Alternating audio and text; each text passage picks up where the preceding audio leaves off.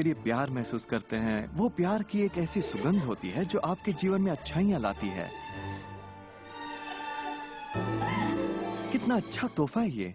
जब आप इसे समझ लेंगे और अपने विचारों और एहसासों पर काबू पा लेंगे, तब आप देखेंगे कि किस तरह आप खुद अपनी जिंदगी बनाते हैं। यही आपकी आजादी है, यही आपकी शक्ति है। आप देखेंगे कि किस तरह आप खुद अपनी जिंदगी के रचनाकार बनते हैं। और जब आप रचनाकार बन के आकर्षण के सिद्धांत को अमल में लाते हैं, तब आपकी एक ऐसी जिंदगी होगी जिसका इस वक्त आप अंदाजा भी नहीं लगा सकते। जब से मैंने रहस्य को समझा और अपनी जिंदगी में उस पर अमल किया, मेरी जिंदगी में बाहर आ गई ऐसी जिंदगी जिसका लोग सपना देखते हैं और मैं उसे रोज जीता हूँ। मैं 20 करोड़ के आलीशान बंगले में रहता हूँ, एक खूबसूरत बीवी है, दुनिया की दिलकश जगहों में छुट्टियां मनाता हूँ, नए नए लोगों से मिला हूँ, नई जगह देखी हैं, सफारियों पर भी गया हूँ। ये सब मुमकिन हुआ और अभी भी हो रहा है क्योंकि मैं रहस्य को अमल में लाना अच्छी तरह जानता हूँ। ये जिंदगी बेहद खूबसूरत, बेहद हसीन हो सकती है और इसे होनी भी चाहिए, और होगी भी जब आप रहस्य को अमल में लाएंगे।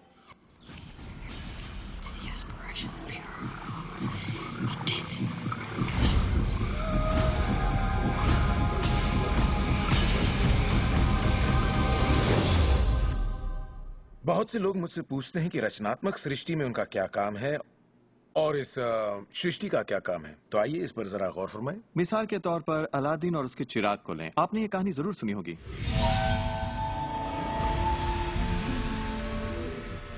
अलादीन चिराग उठाकर उसे रगड़ता है और उसमें से जिन्न प्रकट होता है।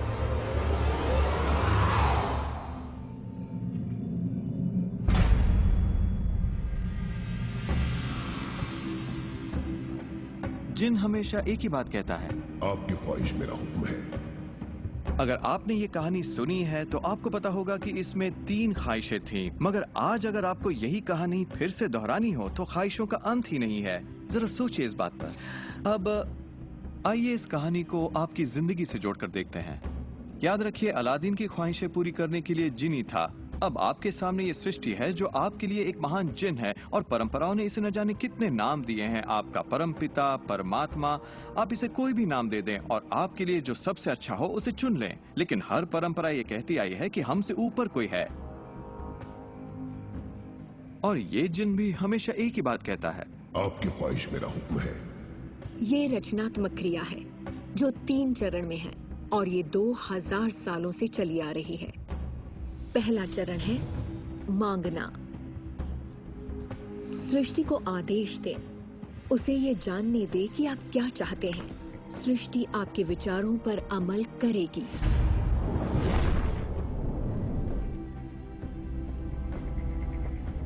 आखिरकार आप चाहते क्या हैं? जो भी आप चाहते हैं उसे कागज पर लिख डालिए। अभी अभी जो आप सोच रहे हैं वो आप ऐसे भी लिख सकते हैं कि मैं इतना खुश और शुक्रगुजार हूं कि, और फिर बताएं कि आपकी जिंदगी कैसी हो हर मामले में। और इसमें बहुत मजा आएगा। मानो आप सृष्टि को मेन्यू कार्ड की तरह इस्तेमाल कर रहे हो और अपना ऑर्डर दे रहे हो। मैं इस चीज को आजमाना चाहूंगा और मुझे ये प्रोडक्ट चाहिए और मुझे फला किस्म का साथी चाहिए। जैसे आप सृष्टि को अपनी पसंद की लिस्ट दे रहे हो। ये वाकई इतना आसान है। दूसरा चरण है विश्वास। विश्वास करें कि वो आपका हो चुका है। इसे मैं अटूट विश्वास कहना चाहूंगी। अनदेखे में विश्वास करना। आपकी ख्वाहिश मेरा हुक्म है। और सृष्टि अपने आप में खुद तब्दीलियां करेगी ताकि आपके लिए वो सब घटित हो। बहुत से लोग उस ख्वाहिश के बारे में सोचते तक नहीं जिसे वो वाकई चाहते हैं, क्योंकि हम नहीं जानते कि वो कैसे सच होगा। अगर आप थोड़ी सी जांच पड़ताल करें तो ये बात बिल्कुल साफ हो जाएगी कि जिसने भी कामयाबी हासिल की है वो कुछ नहीं जानते थे सिवाय इसके कि उन्हें कामयाबी हासिल करनी है। आपको ये जानने की जरूरत नहीं कि ये कैसे होने वाला है और ना ही ये कि सृष्टि अपने आप में तब्दीली कैसे लाएगी। आप नहीं जानते कैसे, तो आपको ये दिखाया जाएगा। आप उसे आकर्षित करेंगे। अक्सर जब हम उन चीजों को नहीं देखते जिनकी हमने फरमाइश की थी, हम झुंझला जाते हैं, हम निराश हो जाते हैं और हमारे अंदर शक पैदा हो जाता है। ये शक निराशा का एहसास जगाता है। उस एहसास को पहचानिए और उसे बदल दीजिए अपने अटूट विश्वास से। और ये मैं दावे के साथ कह सकती हूँ कि वो चीज आपको जरूर मिलेगी। इस प्रक्रिया का तीसरा और आखिरी चरण है पाना।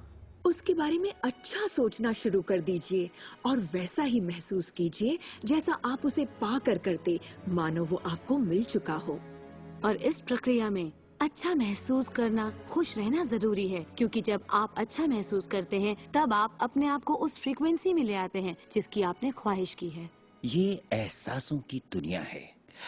तो अगर आप किसी चीज को वाकई पाना चाहते हैं पर उसे पाने का भरपूर एहसास आपके पास नहीं है, फिर उसे पाने के लिए जितनी शक्ति जरूरी है वो शायद आपके पास पर्याप्त नहीं होगी। उसे महसूस कीजिए।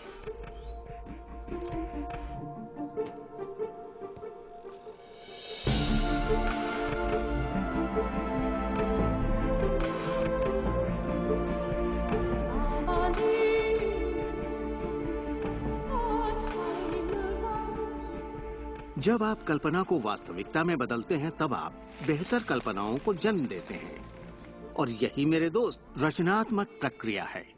तो आकर्षण का सिद्धांत, इसे समझना और इस पर अमल करना सिर्फ ये पता लगाना भर है कि जो आप चाहते हैं उसका एहसास आप कैसे जगाएं। जाकर उस कार को टेस्ट ड्राइव कीजिए, नया घर देखना शुरू कीजिए, उसमें जाइए। इस पाने के एहसास को जगाने के लिए आप जो कुछ भी कर सकते हैं कीजिए, और याद रखिए ऐसा करने के लिए आप जो कुछ भी करेंगे वो उसे आकर्षित करने में आपकी मदद करेगा। हो सकता है आप आंखें खोलें और वो आपके सामने प्रकट हो, या उस दिशा में आपको कोई बेहतरीन सी तरकीब मिल जाए। और आपको ऐसा बिल्कुल नहीं कहना चाहिए, मैं इसे कर तो सकता हूं लेकिन मजा नहीं आएगा, क्योंकि उस सूरत में आपका रास्ता बिल्कुल गलत होगा। आप जो भी करें, अगर आप सृष्टि के अनुसार कर रहे हैं जो वो आपको देने की कोशिश कर रही है, तो खुशियां आपकी झोली में होंगी। आप एक नए जोश से भर जाएंगे। आप हर वक्त खुश रहेंगे मानो वक्त थम सा गया हो। ये सृष्टि गति पसंद करती है, तो देर मत कीजिए, ज्यादा मत सोचिए, शक मत कीजिए। जब मौका सामने हो, कुछ करने की इच्छा हो, जब अंतरात्मा कुछ करने को कहती है तो करिए। यही आपका काम है और आपको बस इतना ही करना है। हर वो चीज आकर्षित होगी जिसकी आपको जरूरत है। अगर पैसा है तो आप उसे आकर्षित करेंगे, अगर वो लोग हैं तो उन्हें आकर्षित करेंगे, कोई खास किताब है तो आप उसे आकर्षित करेंगे। आपको इतना ध्यान रखना है कि आप किस चीज की छवि बनाकर रखते हैं, क्योंकि जिन चीजों की छवि बनाकर आप रखते हैं उन चीजों की ओर आप आकर्षित होंगे, और आपकी यही सोच वास्तविकता में बदल जाती है, आपके साथ या आपके जरिए। और यही इसका सिद्धांत है। आप शून्य से शुरू कीजिए और आप देखेंगे कि उसी शून्य से रास्ता जरूर निकलेगा। जरा ये सोचें, रात में गाड़ी चल रही है, उसकी हेडलाइट सिर्फ 100 से 200 फीट तक आगे जा सकती है, फिर भी आप एक शहर से दूसरे शहर तक का पूरा सफर ड्राइव करते हुए उसी अंधेरे में तय कर लेते हैं, क्योंकि रोशनी भी आपके साथ साथ आगे बढ़ती जाती है। इसी तरह जिंदगी भी कदम दर कदम आपके सामने उजागर होती जाती है और आप अपनी मंजिल को पा लेते हैं। ये वही मंजिल है जिसे आपने दिल से पाना चाहा है, जहां आप सचमुच पहुंचना चाहते थे। विश्वास की पहली सीढ़ी चाहिए, आपको पूरी सीढ़ी देखने की जरूरत नहीं है, सिर्फ पहली सीढ़ी चाहिए। एक और बात जो लोग सोचते हैं वो ये कि इसमें कितना वक्त लगेगा, अपने कार को पाने में कितना वक्त लगेगा, रिश्ते, पैसे या वो जो कुछ भी हो। वेल, मेरे पास कोई रूल बुक नहीं है जो ये कहे इसमें आपको 30 मिनट, 3 दिन या 30 दिन लगे। मेरे नजरिए से ये मामला आपके और सृष्टि के बीच के तालमेल का है। साइज यानी आकार सृष्टि के लिए कुछ नहीं है। वैज्ञानिक स्तर पर किसी भी चीज को आकर्षित करना कोई बड़ी बात नहीं है, चाहे वो कितना भी बड़ा हो या इतना छोटा कि माइक्रोस्कोप के बिना हमें दिखाई भी ना दे। सृष्टि अपना काम बिना किसी मेहनत के करती है। घास बढ़ने की कोशिश नहीं करती, वो अपने आप बढ़ती है। ये सृष्टि की महान रचना है। सब कुछ इसकी बदौलत होता है कि हम सोच के साथ क्या करते हैं। हम कहेंगे ये बड़ा है, इसमें कुछ वक्त लगेगा, और ये छोटा है, ओ ये तो 1 घंटे में हो जाएगा। ये वो नियम है जो हमने निर्धारित किए हैं। सृष्टि के मुताबिक कोई नियम नहीं होते। इसी वक्त चाहिए। इस एहसास को अगर आप जाहिर करें तो सृष्टि जवाब देगी। कुछ लोगों को छोटी बातों में आसानी होती है, तो हम उनसे कहते हैं छोटी चीज से शुरू कीजिए, जैसे कि 1 कप कॉफी। तो चलिए 1 कप कॉफी को आकर्षित करने का मंसूबा बनाइए। तस्वीर कीजिए कि आप एक पुराने दोस्त से बात कर रहे हैं जिसे देखे अरसा हो गया। न जाने कैसे कोई आपसे उसके बारे में बात करने लगेगा, और वो दोस्त आपको फोन करेगा या चिट्ठी लिखेगा। लोगों को हैरानी होती है कि मुझे कार पार्किंग की जगह कैसे मिलती है, और ये मैं तब से कर रहा हूँ जब से मैंने रहस्य को समझा। मैं ठीक उसी पार्किंग की जगह का तस्वुर करता जहाँ मैं चाहता, और अधिकतर वो जगह मेरे लिए खाली होती और मैं वहाँ गाड़ी खड़ी कर देता। कभी कभी मुझे 1 या 2 मिनट इंतजार करना पड़ता और वो गाड़ी बाहर निकलती और मैं वहाँ आ जाता। यही होता है मेरे साथ।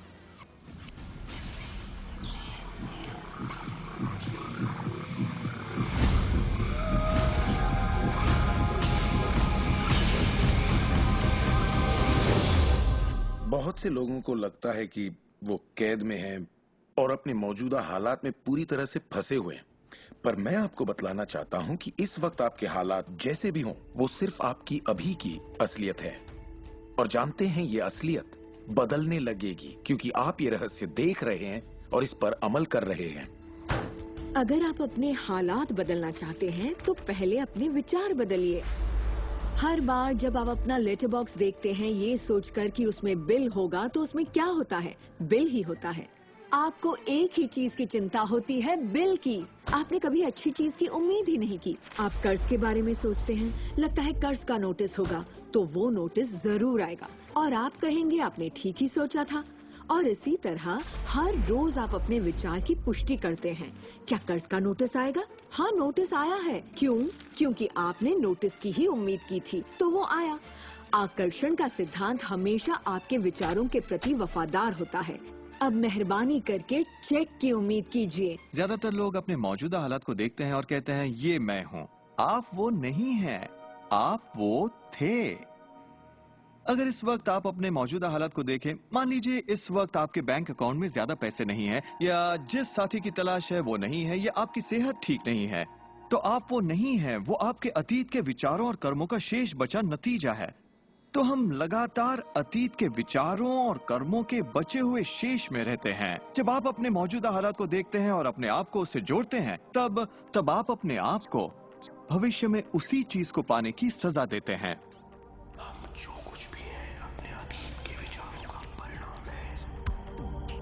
इस वक्त अपनी जिंदगी को बदलने के लिए आप क्या कर सकते हैं? मैं आपको 2 या 3 बातें बताऊंगा। उन चीजों की लिस्ट बनाना शुरू कर दीजिए जिसके लिए आप एहसानमंद हैं, क्योंकि ये आपकी सोच में बदलाव लाएगी और आपकी ऊर्जा में बदलाव लाएगी। और हो सकता है आपके पास जो नहीं है आप उस पर सोच रहे हो, शिकायतों पर सोच रहे हो, और आप जो भी आपकी प्रॉब्लम हो उन पर सोच रहे हो। अब प्रॉब्लम चाहे जो भी हो, जब आप लिस्ट बनाते हैं तब आप एक अलग दिशा में जाते हैं। जिन बातों के लिए अच्छा महसूस करते हैं उनके लिए शुक्रगुजार होने लगते हैं। शुक्रगुजार होना अपनी जिंदगी में ज्यादा पाने का बेहतरीन जरिया है। हर आदमी जानता है कि छोटी छोटी बातों पर जब उसकी पत्नी तारीफ करती है तो वो क्या करना चाहेगा? वो ज्यादा कोशिश करेगा। तारीफ करें तो क्या नहीं मिलता, इसमें ऐसा खिंचाव है जो अपनों को करीब लाता है। मैं बरसों से कहता आया हूँ कि सपने देखो, उसे पूरा करो और उसका शुक्रिया अदा करो, क्योंकि यही वो एहसास है जो आपको होना चाहिए। और मेरे लिए ये इतना जबरदस्त प्रयोग रहा है। हर रोज सुबह उठते ही कहना शुक्रिया, हर सुबह पैर फर्श पर पड़ते ही कहना शुक्रिया, सुबह ब्रश करते वक्त या दूसरे काम करते वक्त उन बातों को सोचता हूँ जिनके लिए मैं एहसानमंद हूँ, और मैं उनके बारे में सिर्फ सोचता नहीं हूँ या वो कोई रटी हुई बातें नहीं है, बल्कि मैं सचमुच तहे दिल से उन सब का शुक्रिया अदा करता हूँ। क्योंकि जो चीजें अभी आपके पास हैं उनके बारे में जैसे ही आप अलग से महसूस करना शुरू करेंगे, आप अच्छी चीजों को आकर्षित करना शुरू करेंगे, क्योंकि आप एहसानमंद हैं। लेकिन शायद आप कहें मेरे पास ढंग की कार नहीं है, घर नहीं है, अच्छी सेहत नहीं है। भूल जाइए, ये वो चीजें हैं जो आप नहीं चाहते।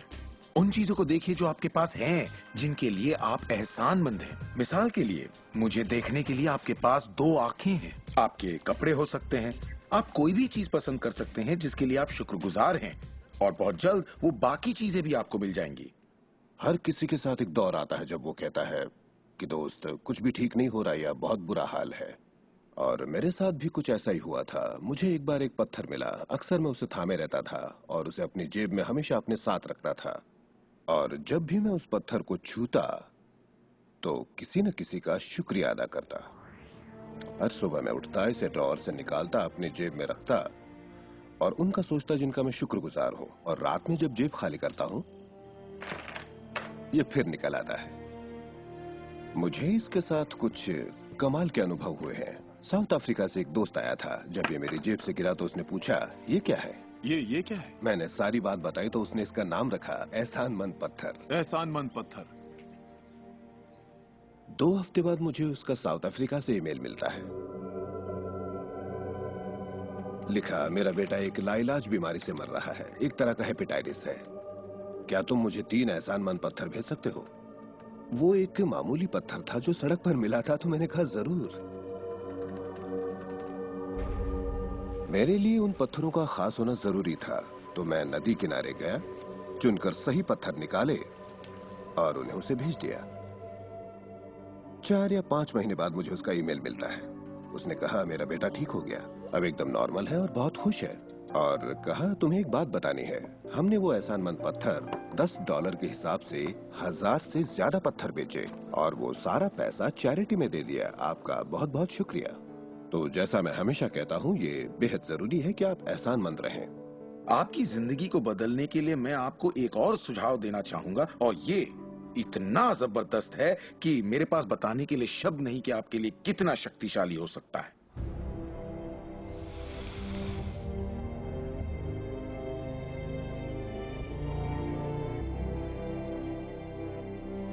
मैंने विजुअलाइजेशन प्रोसेस को अपोलो प्रोग्राम से लिया है और उसे 1980 और 1990 के ओलंपिक प्रोग्राम में इस्तेमाल किया है। इसका नाम है विजुअल मोटर रिहर्सल।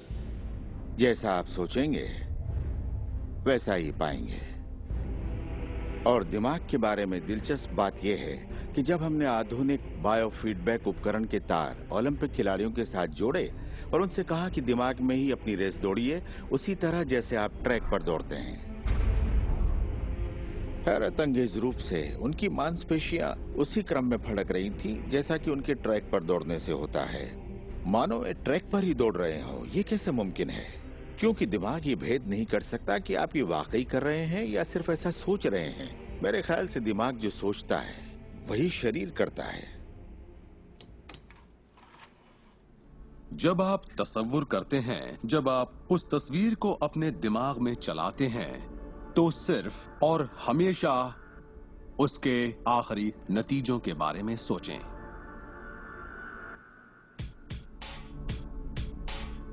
एक मिसाल देता हूं। अपने हाथ के पिछले हिस्से को इसी वक्त देखें, ठीक है? पिछले हिस्से को बारीकी से देखें। आपकी स्किन का रंग, तिल, नसें, अंगूठी, नाखून, नकली नाखून, सब कुछ देखिए।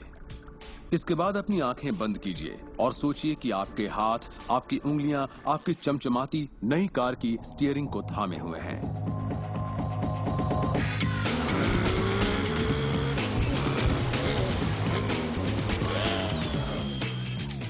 ये एक ऐसा जबरदस्त तजुर्बा है, एक ऐसा जादू है जो इतना असली है कि आप कभी सोचेंगे भी नहीं कि आपको नई कार चाहिए, क्योंकि आपको लगेगा कि वो आपको मिल चुकी है।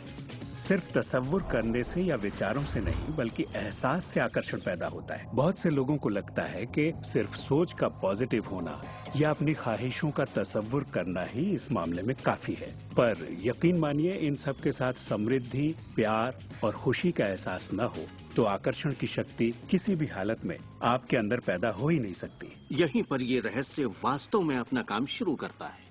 आप अपने आप को एहसास की स्थिति में देखें कि आप वाकई उस कार में हैं, ना कि काश मैं वो कार ले पाता या एक दिन मैं वो कार लूंगा, क्योंकि ये उससे जुड़ा हुआ एक निश्चित एहसास है। ये वर्तमान में नहीं है, ये दरअसल भविष्य है। अगर आप उसी एहसास में रहेंगे तो ये हमेशा भविष्य में ही रहेगा। खुशी महसूस कीजिए, आनंद महसूस कीजिए। उस अंधेरे कमरे में चाहे बेवकूफाना लगे, आप कहिए खुश रहिए। बहुत से लोग कहेंगे कि छोड़ो यार, क्या ये करना जरूरी है? हाँ, जरूरी है अगर आप बदलाव चाहते हैं।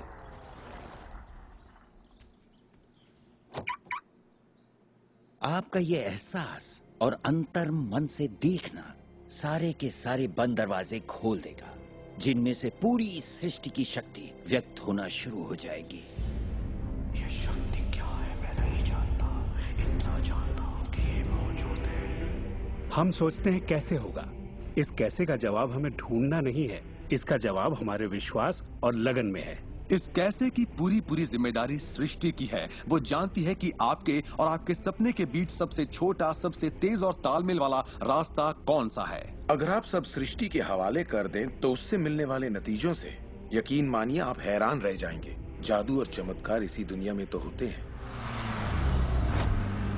मैं आपसे कहूंगा कि आपको ये हर रोज करना चाहिए, मगर मेरी हिदायत होगी कि आप इसे काम समझकर न करें। इस रहस्य का पूरा सार सिर्फ और सिर्फ यही है कि आप अच्छा महसूस करें। इस पूरी प्रक्रिया को आप अपनी पूरी खुशी के साथ करें और जहाँ तक हो सके आप खुश रहें और सृष्टि के साथ अपना संतुलन बनाए रखें। वो लोग जो अपनी जिंदगी के रचनाकार खुद हैं, जो जिंदगी का आनंद उठाते हैं, और वो जो नहीं हैं, उनके बीच सिर्फ एक ही फर्क है, इस बात को लगातार अमल में न लाना। पर दूसरों के लिए ये उनकी आदत बन चुकी है और वो जहाँ जाते हैं जादू उनके साथ चलता है, क्योंकि वो हर वक्त इसे अमल में लाते हैं, ना कि सिर्फ एक बार किया और छोड़ दिया। लोग इसे कुछ वक्त के लिए अपनाते हैं और इसमें माहिर हो जाते हैं और वो कहते हैं ये जबरदस्त है, मैंने ये प्रोग्राम देखा है और मैं अपनी जिंदगी बदलने वाला हूँ। लेकिन फिर नतीजे सामने नहीं आते, नतीजे नदारद हैं। पर सतह के नीचे से नतीजे बस बाहर निकलने को हैं और कोई सिर्फ सतह को देखकर कहता है ये सब बेकार है, तो पता है सृष्टि क्या कहेगी? आपकी ख्वाहिश मेरा हुक्म है, और ये नीचे चली जाएगी। आकर्षण के सिद्धांत को मैं अब अमल में लाना चाहता था, देखना चाहता था कि उससे क्या फायदा होगा।